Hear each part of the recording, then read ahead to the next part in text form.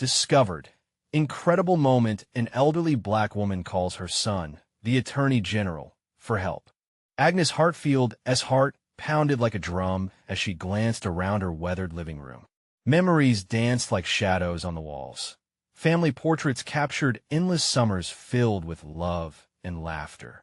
Laughter, how often it now felt like a distant memory, swallowed by worries looming over her modest home. At 75, she had built her world on grit, grace, and the unyielding faith of her people. But the hardest fight was still ahead of her. Today, it wasn't just the sultry Mississippi heat that weighed on her. It was the thought of the foreclosure notice sitting on her kitchen table, a small but cruel piece of paper that threatened to rip apart her cherished family home.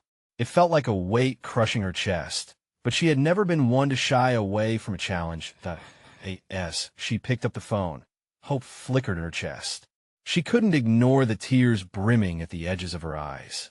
Her son, Michael, once that bright-eyed dreamer who roamed these very fields, had become the Attorney General. He wore his title like a badge of honor, yet at times it felt more like a wall between them. But in desperation, Agnes pressed the call button, her world unspooling rapidly. "Hello, Mom." Michael's voice came through, smooth and professional, but it felt cold, as if he were a world away. "What's going on?" Agnes swallowed hard. "Michael, I need your help." 3 simple words that hung thick between them, laden with a lifetime of expectations and burdens. She could hear the pulse of the community outside her window, the laughter of the children, the call of the church bells. It all felt like a distant echo of what once was the sickening worry twisted in her stomach. She pictured her neighbors, hardworking families, all facing the same fate. They relied on her strength, just as she had for so many years. Their SA developer coming in, threatening to take everything we've built. "Mom, I can't." Just his voice faltered, and she knew he had fallen into the quicksand of bureaucratic obligations. It was a noise she no longer recognized. Before she could respond, Michael's world of privilege collided with her reality. The meeting room filled with local voices, and the air crackled with tension. She watched with anxious eyes as he prepped to speak, her heart a tempest of pride and fear. Would he stand up for their forgotten community, or let the system silence them once more? Before we continue, I need to let you know about something important that's happening. YouTube has been making changes to the system, and many people are losing notifications from channels they follow. If you're enjoying the content, hit that bell and mark all notifications so you don't miss the next videos. And if you can drop a like, it really helps me with reach. Seriously, it makes a difference. Oh, let me know in the comments where you're watching from. I'm always curious to know who's on the other side of the screen. Now let's continue with that. Agnes's world narrowed to the moment.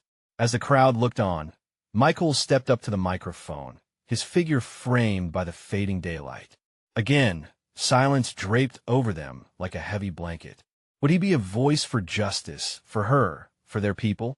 His words hung in the air, and Agnes's heart pounded louder, praying for the fire within him to spark a change.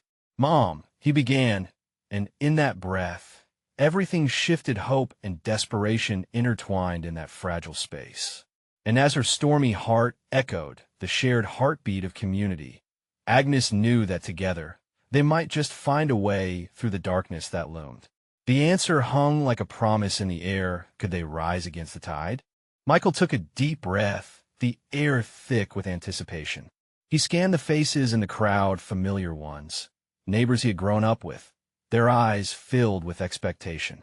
Mixed emotions flickered across his face as he considered the words swirling in his mind.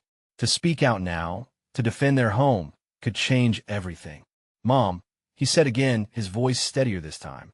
"We've fought too hard to let a developer take what's ours."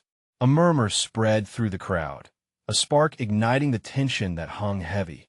Like the July heat, Agnes felt her heart rise. She had watched him grow up, dreamed of the man he'd become, and yet there was always a part of her that feared he wouldn't understand. But hearing those words, she felt hope replace the anxiety that had clutched her all day. "What are you going to do, son?" she whispered, as if sharing a secret only meant for him. His gaze met hers, and in that moment, All the love, sacrifice, and shared history flowed between them like an unspoken promise. "We'll fight," he declared with resolve. "We'll organize, rally the community. They can't just take our homes." The crowd responded, eyes lighting up with newfound determination. Michael raised his hand, calling for order. "Everyone listen," he shouted, and the room fell silent again. "We have rights. This isn't just about my mother's home. It's about our entire community. We'll hold the developer accountable."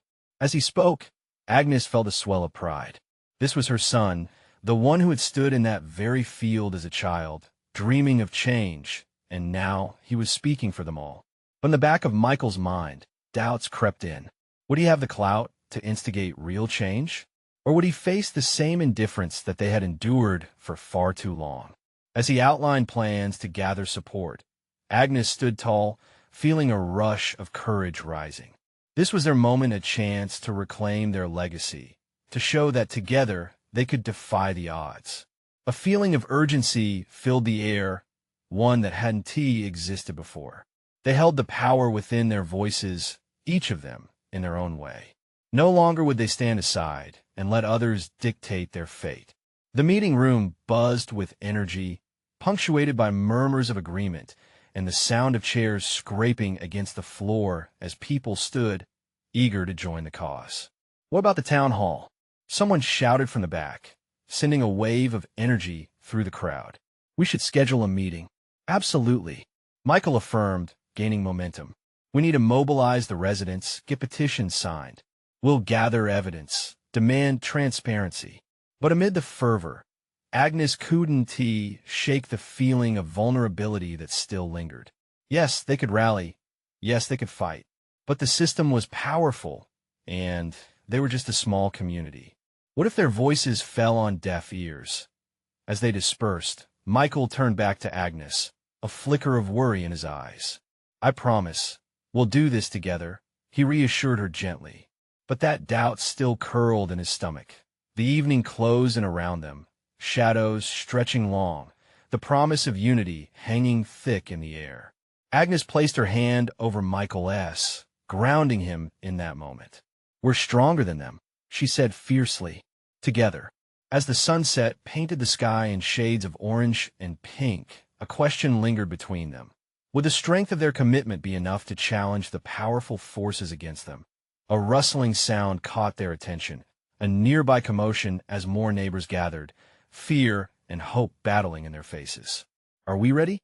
Michael asked, gripping the podium tightly, his heart racing at the thought of the fight ahead. Agnes squeezed his hand, ready for what lay ahead. But deep down, a bigger challenge loomed on the horizon, one that might test the very foundation of their resolve. "Just remember, son, it's not just about us," she whispered. "It's for everyone who believes in a better future."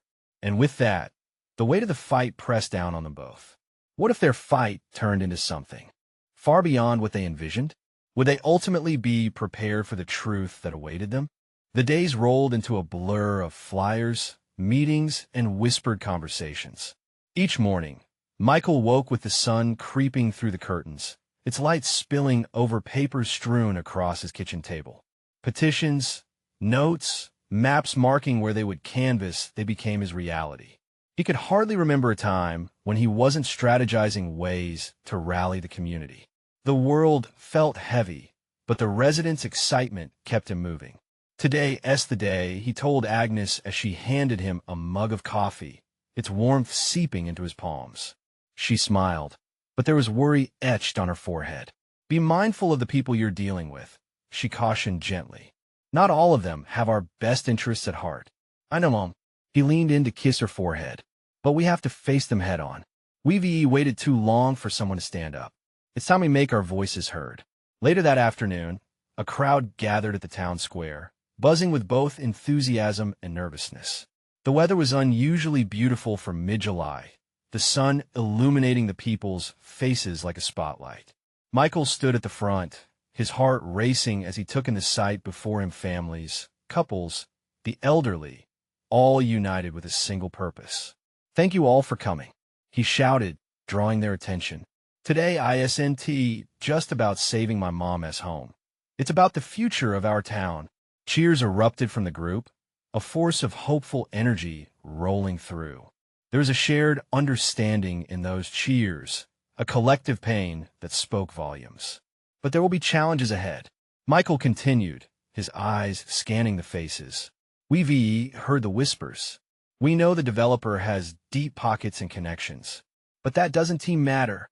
The crowd roared louder. What matters is our strength in numbers. Then, just as the momentum surged, Agnes spotted someone in the distance, a familiar face breaking her concentration. It was Mrs. Thompson, the woman who used to run the community bookshop. She looked smaller, her once vibrant smile now dim. Agnes felt a knot tighten in her stomach as she watched her approach. "What's wrong?" Agnes asked softly as Mrs. Thompson reached them. It's the developer," she whispered. "They're trying to intimidate us. They've threatened to countersue anyone who interferes." "I'm scared, Agnes." Agnes's heart sank. She turned back to Michael, who was busy addressing the crowd, unaware of what was unfolding beside him. "Michael," she called, but he was lost in the moment, riling up support. Seeing Mrs. Thompson's worry, Agnes squeezed her hand. "We can't let them scare us. We'll fight this together." "What'll we do?" Mrs. Thompson asked, her voice trembling. "Show up. Make noise. Share our stories. This isn't the first obstacle we've faced, and it won't be the last. We need to show them that we will not back down." As the meeting continued, a new fear began to fester in the back of Michael's mind. What if the threats were enough to break their spirit? He could sense it in the energy of the crowd. Their excitement was tinged with worry. By the end of the gathering, exhilaration transformed into a sea of uncertainty. People lingered, discussing their fears, the air heavy with the weight of what was at stake. Michael felt the burgeoning anxiety and the unspoken questions swirling among them. What if we lose? He pondered aloud, glancing at Agnes, who had been scanning the crowd for signs of unrest. "Then we fight again," she replied. "We keep fighting." "Mom, what if?" he hesitated, his voice cracking. "What if we're not strong enough?" Agnes shook her head firmly. "Strength isn't measured by how much we have. It's measured by what we do with what we have." And just as hope began to flicker back to life, Michael's phone buzzed in his pocket. Distractedly, he pulled it out, eyes widening. "It's the Attorney General's office," he whispered, heart racing, uncertainty looming over him like a thundercloud. "I don't know if I'm ready for this." As he answered, he felt Agnes's hand on his shoulder, grounding him. Little did they know, this call would set in motion a series of events that would challenge every bit of fortitude they had. Did they have enough fight left in them for what was about to unfold? Michael inhaled sharply as he pressed the phone to his ear, the world around him fading for a moment. "Hello?" The voice on the other end was calm, yet resolute. "Michael? It's me, Eleanor," the voice crackled. His heart skipped a beat. It was his mother's old friend, the one with a fire in her spirit that never seemed to extinguish. Eleanor had always been the woman to rally them back when community hope flickered. "Are you all right?" I'm trying to be," he stammered, glancing at Agnes, whose worried eyes mirrored his own. "Things are tense here. We're facing some serious threats from the developers." "I've heard," she replied. "You need to be careful." "But Michael, you're stronger than you think. There is something I need to tell you." Michael felt a knot tighten in his stomach. "What is it, Eleanor?" "I just spoke to my son, who works at the Attorney General's office. You're not alone in this fight. There's a lot we can do to stand against them." She paused, and he could hear the determination in her breath. "My son wants to meet with you. He can help." His thoughts raced. "Wait, are you saying your son?" "Yes," she confirmed, excitement sparking the air. "He has got insight into their tactics, and he is passionate about community rights. He has been following your case. Why didn't you tell me sooner? This could change everything." Michael felt a flicker of hope. "When can I meet him?" "As soon as possible. I'll arrange it for tomorrow." "Thank you, Eleanor." He couldn't hide the relief flooding through him. This was a glimmer of hope. He shot a glance at Agnes, whose expression brightened at his words. Eleanor's voice softened. "Your mother would be proud of what you're doing, Michael. Keep fighting, Remind everyone what we're fighting for. After hanging up, Michael felt electrified yet anxious. Mom, we might have a chance. Eleanor's son is willing to help us. Do you think he can really make a difference? Agnes pressed, a mix of skepticism and hope dancing in her eyes. Yes, he knows about the legal side of things and can guide us. This is our chance, Michael insisted. But what if it's not enough? Agnes's voice trembled slightly, the reality still heavy on her shoulders. It will be, he said, firming his resolve. This fight is bigger than just us. It's about the values of our community, the homes, the hearts, our history. That night, Michael sat up late, surrounded by papers, only this time with a new lightness in his chest.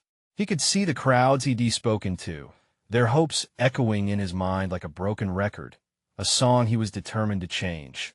The next day arrived too quickly, and Michael felt like he was standing on the edge of a precipice. He walked toward the cafe where he was to meet Eleanor's son. Each step drummed louder in his ears, mixing excitement and fear into a potent cocktail. What if he wasn't enough? As he pushed open the cafe door, the aromatic coffee and soft murmur of conversations enveloped him. He spotted a tall man in a crisp suit seated at a corner table, looking as if he belonged in a boardroom rather than a small-town cafe. Michael? The man smiled, extending his hand. I'm David. Nice to meet you. Michael replied, his grip firm. Eleanor told me about your situation. I think we can make a solid plan. David leaned in closer, eyes sharp and focused. But first, we need to talk about what they might try next. The tactics aren't just legal. They're also psychological. Michael braced himself, feeling the weight of his responsibility. Would he be able to stand strong as the storm approached? And just as he leaned in, ready to absorb every word, the cafe door swung open. A figure dashed inside, breathless and frantic. The air shifted, and in that moment, Michael felt the ground tremor beneath him. What news would that figure bring, and would it alter everything he had just begun to build? The figure that rushed in was an older woman, her face lined with worry. Michael immediately recognized her. It was Ms. Jenkins, the beloved town librarian who had seen generations of kids grow up.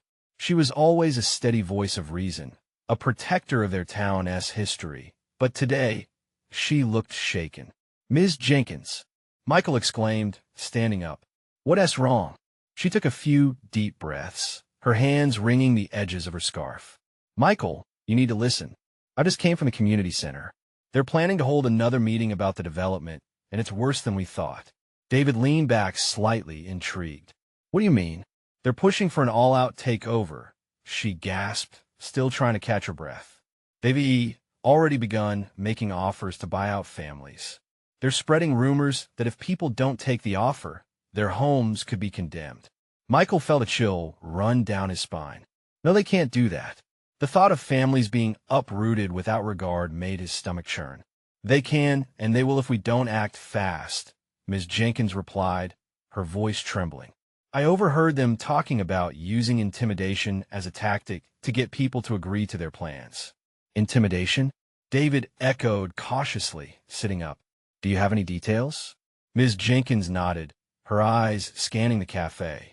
They've got goons who've been hanging around the neighborhoods, trying to intimidate people into selling. It's not just a development anymore, Michael. It's a war over our homes and our lives. The weight of her words sunk into the room like an anchor. Michael didn't want to believe it, but the truth was settling in.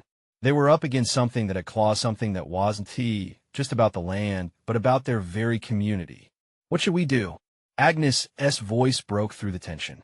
She had joined them at the table, her face pale but determined. We have to gather everyone, Michael said, his voice suddenly stronger. We can't let fear quiet us. We need to show them that our community stands together. David nodded, quick to strategize. We can hold an emergency meeting. Get everyone informed. Talk about their rights. Provide resources. Eleanor mentioned you had a lot of support in the town. Yes. Michael felt adrenaline pulse through his veins. We'll send out notices. We'll rally everyone needs to know what is happening. If they're targeting families, then we have to move quicker than they expect. The determination in the room shifted everything. If they were going to fight, they needed the town mobilized, the heart of their community united. Before they could finalize their plans, Ms. Jenkins leaned in closer, her voice softer. "Michael, one more thing. They mentioned your mother's name. I don't know how they got it, but we may need to be careful." His heart dropped. Why would they invoke his mother's name? What do they want from her memory? What do they want from him? Doubt crept in, threatening to sap his courage. What do they possibly know? Eleanor's voice popped back into his mind. "You're stronger than you think. Mom always said that courage is about showing up even when you're scared." He murmured, fighting against the weight of uncertainty. Agnes looked at him with fierce determination. "Then we show up, Michael. What other choice do we have?" He let the fire in her words weave through his spirit.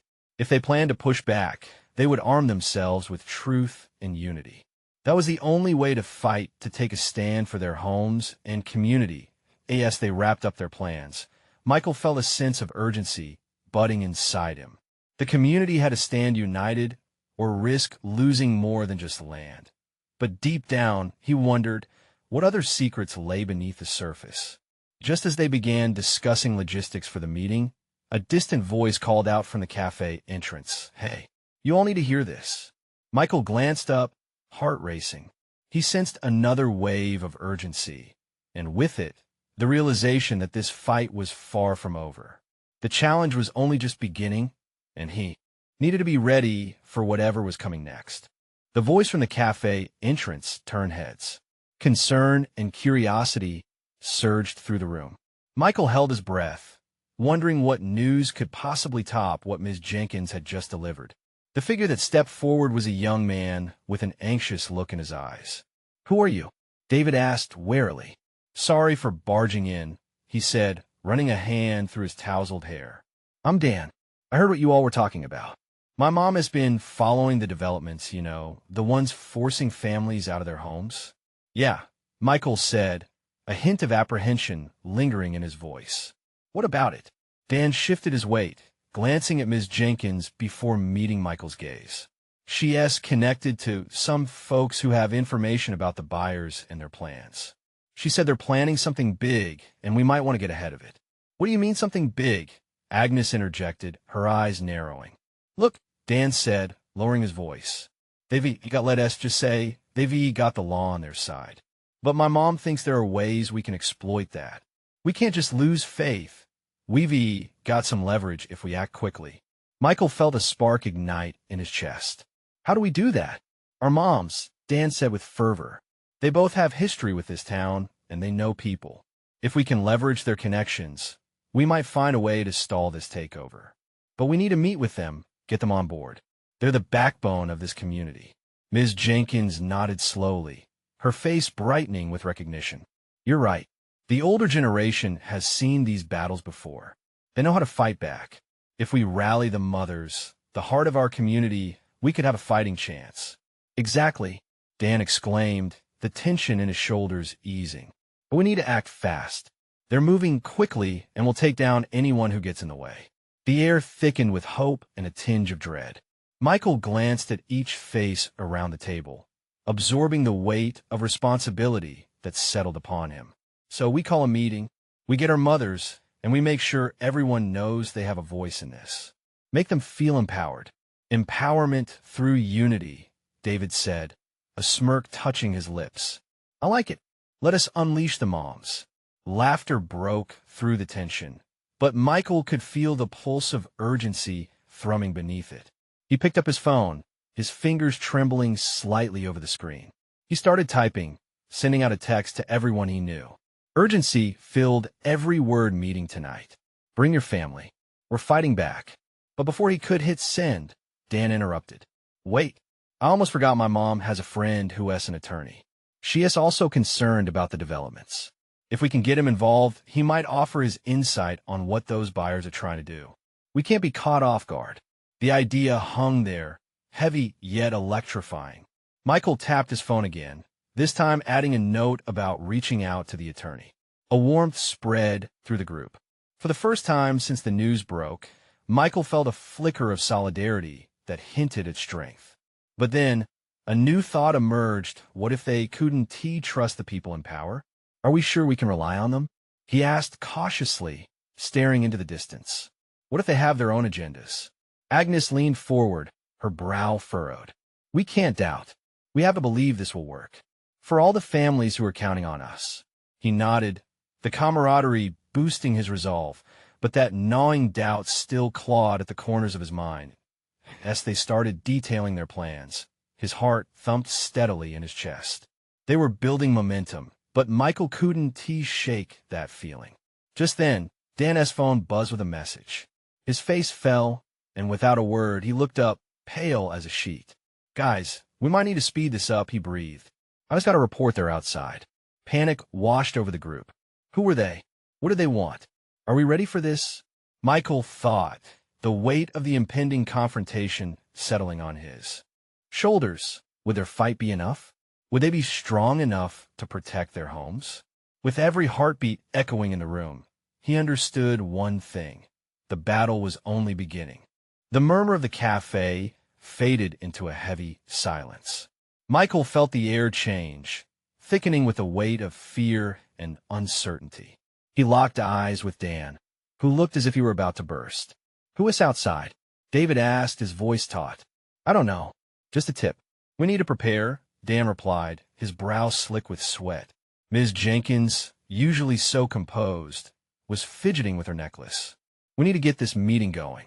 If they're here to intimidate us, we can't show fear. We can't let them think they have power over us. Her words sparked something in Michael. He stood, feeling the buzz of adrenaline coursing through him. All right, let us get organized. Dan, reach out to your mom and see if she can come by. Agnes, can you check in with your mom too? We need to go in numbers. And I'll call mine, David said, moving with urgency. As they all scrambled to grab their phones, Michael felt a deep sense of pride swell in him. People were stepping up, ready to fight, but a thread of doubt still lingered in the back of his mind. Was this enough? Could they really push back against something so powerful? Every moment stretched on, but the ticking clock reminded him of the looming threat waiting outside. He took a deep breath and gathered everyone's attention. Just remember, whatever happens, we stand together. If they see us united, they'll know we one stand down. Our homes and families are worth fighting for. A solemn nod went around the table. Michael watched his friends gather in closer, their faces reflecting determination. In that moment, hope sparked anew. They were stronger than their adversaries wanted them to believe. Suddenly, Dan's phone buzzed again. This time, the color drained from his face. It's my mom. She's calling for me. Take it. We need to know what she says, Michael urged. Dan answered, his voice low and tight. He listened intently, pacing in small circles. While he spoke, Michael turned to the others. Remember what we talked about. We need to stick by each other's sides no matter what. Fear melts away when we unite. Agnes grabbed his arm, her grip fierce. Exactly. It doesn't matter who's outside. They will pick on the wrong group if they think we can be pushed around. There was a sudden shift as Dan hung up, his expression unreadable. My mom said she saw some men unpacking a truck across the street. There are documents they're trying to take over the neighborhood tonight. Michael felt a chill run down his spine, the adrenaline friction hot against the cold realization. Tonight? They're not wasting any time. No, and neither should we. If we can get to the attorney and get an eviction notice, or at least understand what they're doing, we might stand a chance, Dan replied, his tension bursting into urgency.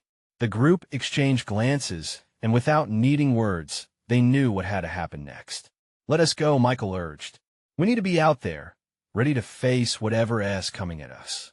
They gathered their belongings, adrenaline propelling them forward as they stepped out of the cafe into the chill of the evening. The street seemed different now, the shadows of their community deepened by the encroaching threat. A stillness enveloped them as they approached the corner where Dan had mentioned. With every step, Michael's heart hammered, anticipation battling dread. Then they saw the truck parked ominously, the figures huddled near it, whispering and looking around, assessing. Stay close, Michael whispered, vulnerability and resolve mingling as they moved as one unit. Suddenly, something caught his eye, a flash of light reflecting off something metallic. A document? A sign? He couldn't tell. His breath hitched. The men had something. Something they didn't want them to see. "Do you see that?" Agnes asked, her voice barely above a whisper. "Yeah," he whispered back, sensing the fear in her voice and feeling it ripple through the group. "We have to figure out what they're hiding."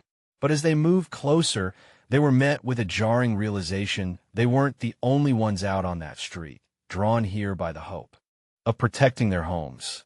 Just then, a woman emerged from the shadows, her eyes fierce and unwavering. "You kids shouldn't be here. You don't know what you're getting into." Michael stepped forward, confused but emboldened by the presence of this unexpected ally. "We know exactly what we're getting into, and we're not backing down." With her piercing gaze, the woman nodded. "Then we better do this right." Who is she? What did she lead them to? As shadows surrounded them and the night hung thick with tension, Michael braced himself for the truth waiting just around the corner. Michael's heart raced as the woman's steady stare held them captive. The air was thick with the weight of expectation, and he couldn't shake the feeling that every second counted. This was no time for hesitance. "My name is Mrs. Gold," she finally said, her voice low but resolute. "And if we're going to stand against them, we need to know exactly who we're dealing with." "Who are they?" Agnes asked, her curiosity battling the fear that knitted her brow. "The men by the truck? They're developers. They think they can just bulldoze this neighborhood, thinking we want to fight back. But they don't know us or our history." There was a fire in her words, igniting the resolve already brewing within Michael and the others. "History?" David murmured, his brow furrowing. "Yes, this community matters. People have fought here for generations. We have rights. I've seen neighborhoods lose their fight, and I want to let that happen again. Not now." Mrs. Gold's intensity seeped into their bones, and Michael felt a flicker of clarity. They were not just facing men with trucks, they were defending a legacy. "Do you have a plan?" Dan asked, his voice steady now, bolstered by Mrs. Gold's conviction. "They'll be expecting some quiet takeover," she replied. "But they want to see a united front coming. We can gather support from those who've fought before and let them know the truth. We need to act quickly. What if we go back and rally more neighbors?" Agnes suggested, her eyes lighting up with hope. "If we can get everyone here, we can confront them together." Mrs. Gold nodded approvingly. "That's right. But first we need intel. We have to know what these men are planning." "We'll move stealthily." With renewed determination, the group started to walk toward the truck, choosing the shadows as their allies. Michael stayed close to Mrs. Gold, itching to know more. "Have you ever fought them before?" he asked quietly. She turned to him, her expression softening for just a moment. "Many times, dear. It's a hard battle, but it's worth every fight. When you care about your home, the place you've loved and built memories in, it becomes part of you, and you do what you must to protect it."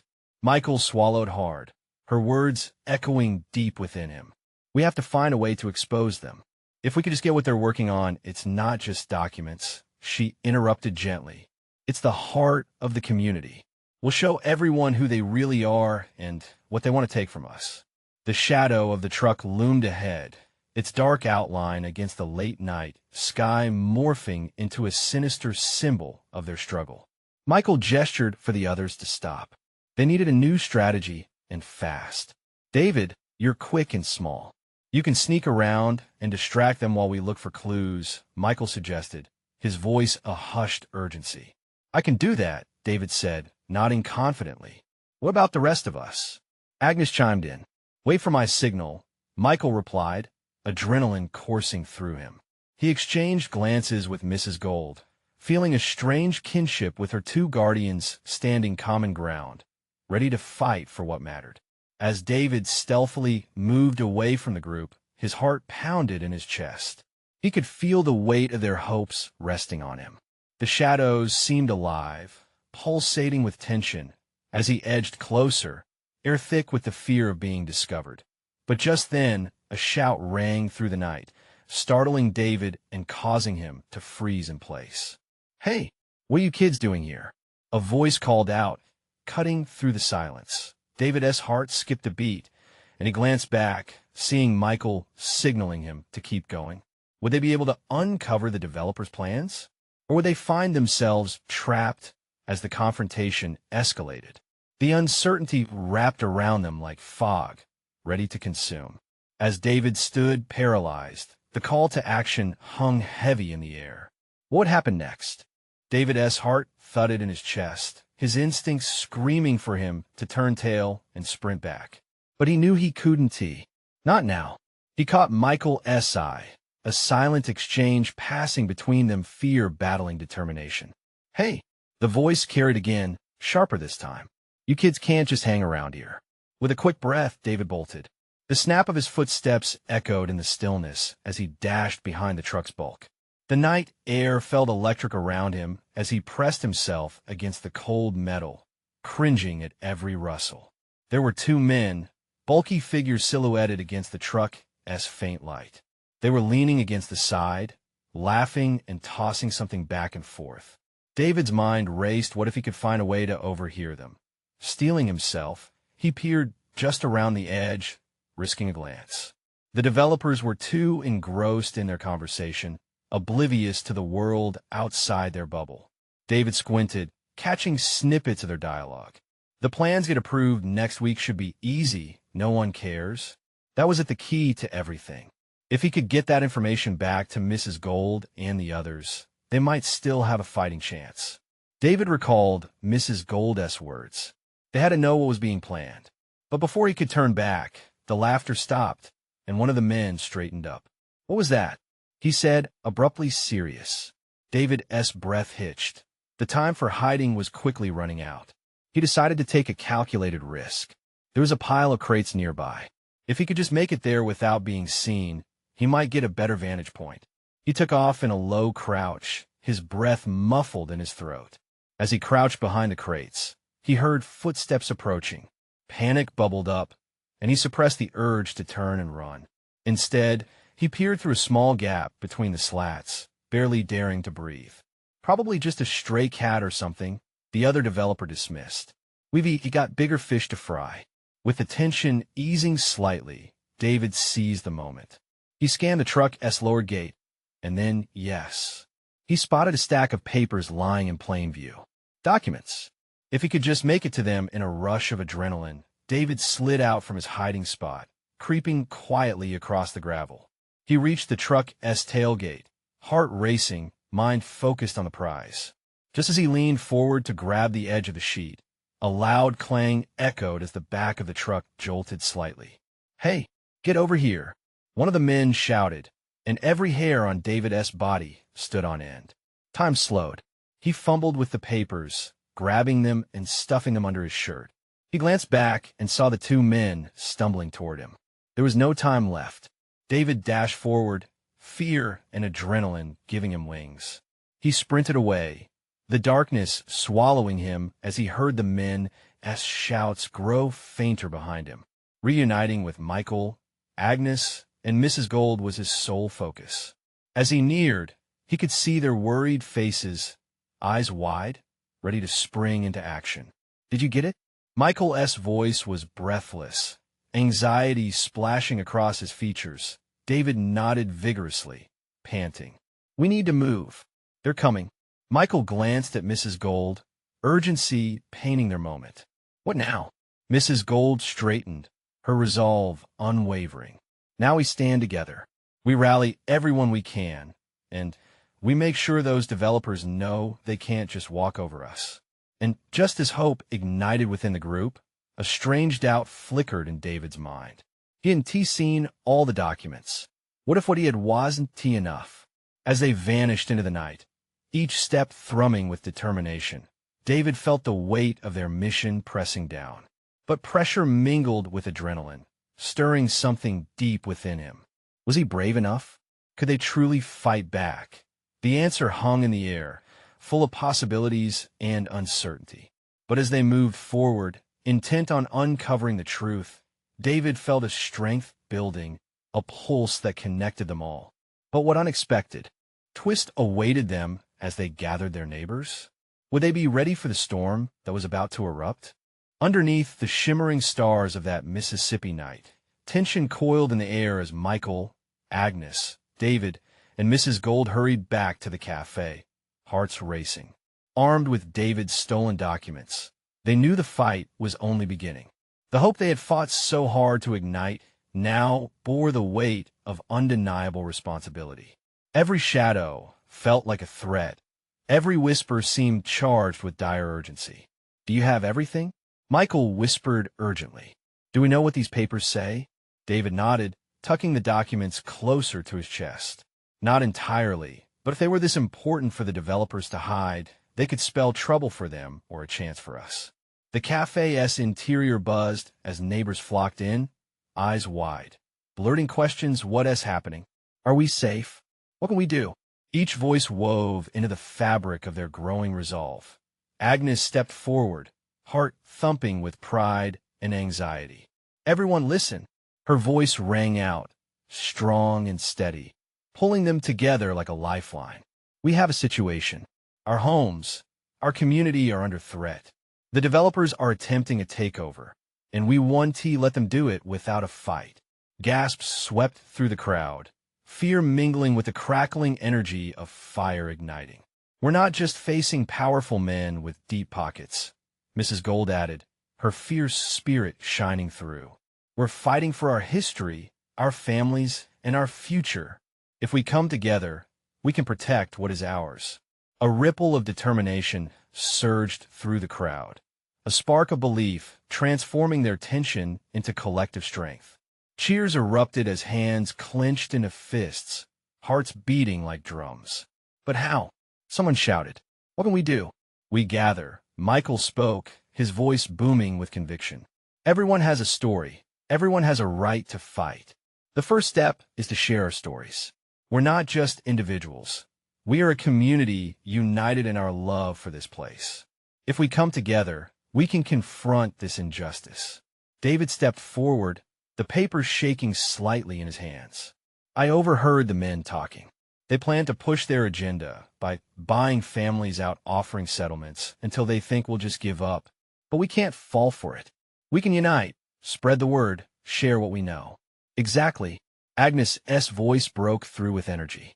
"We share our experiences, gather support. We need every voice in this town to join us. There's power in being seen and in being heard." The crowd buzzed with life. Hope unfurled amongst fearful faces, wearing the weight of challenge as if it were a new coat of armor. "Let's go, neighbors," Michael called out. "Gather everyone. We will go door to door, share this truth. We're unstoppable if we stand united." They surged into the night, an unbreakable chain of determination pooling in the heart of their community. As they moved together, door by door, Michael felt the warmth of every handshake, every nod of encouragement like pulses of courage running through their veins. By dawn, the community center stood buzzing with a new energy, faces lit with passion, the stories stitched together like a quilt, a tapestry of shared struggles, laughter, love, and cries for justice. As Michael stood at the podium, he glanced at Agnes, her eyes glistening with pride. "Today we lift our voices for every family, for every story. Together, we reclaim our homes." Before he could finish speaking, applause erupted, the energy surging through them all like a wildfire.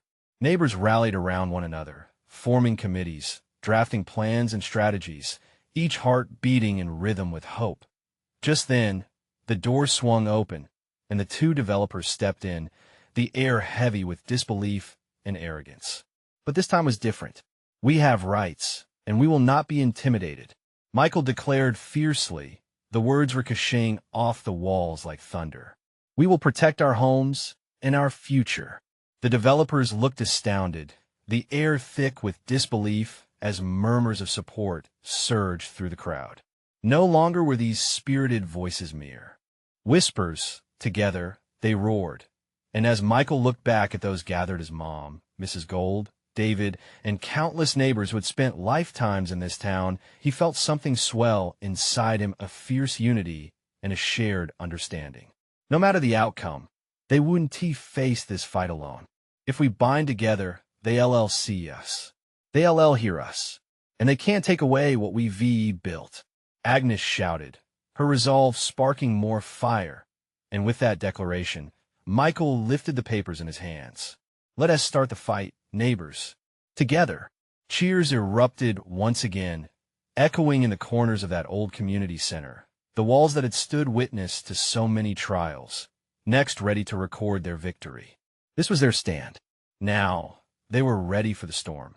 And as the morning light broke the horizon, they stepped into a new day, ignited with hope, each beat of their hearts echoing the promise of a brighter future, their future, anchored in community and resilience.